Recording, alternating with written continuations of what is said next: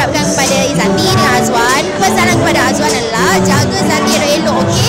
Jangan bagi dia gemuk sangat, jangan bagi dia kurus sangat, and lahirkan baby yang comel-comel.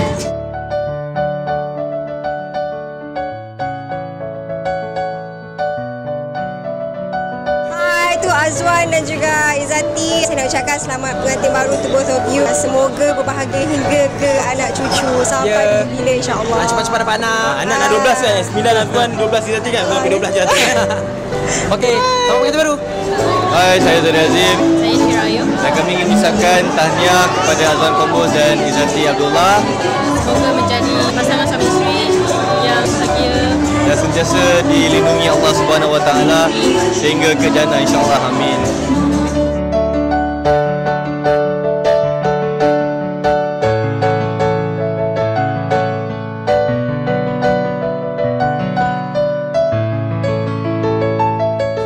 Izzati and Azwan, congratulations on your marriage. Semoga til jannah dan cepat-cepat dapat baby, okey?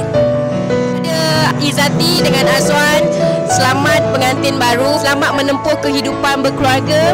Izzati jadi isteri yang baik, jadi isteri yang soleha dan mendengar kata suami.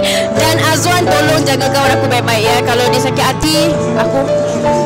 Selamat pengantin baru, semoga bahagia sampai ke anak cucu, amin.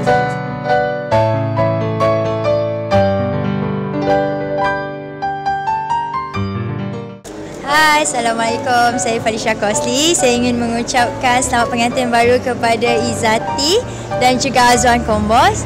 Semoga melayari perkahwinan ini dengan sabar dan mendapat anak cucu dan dia kan kaum yanti. Okey, bye. Selamat pengantin baru. Congratulations Izzati dan Azwan. Semoga bahagia hingga ke Jannah. Bagi kita orang baby cepat-cepat. Ada seorang 1, 9, seorang 1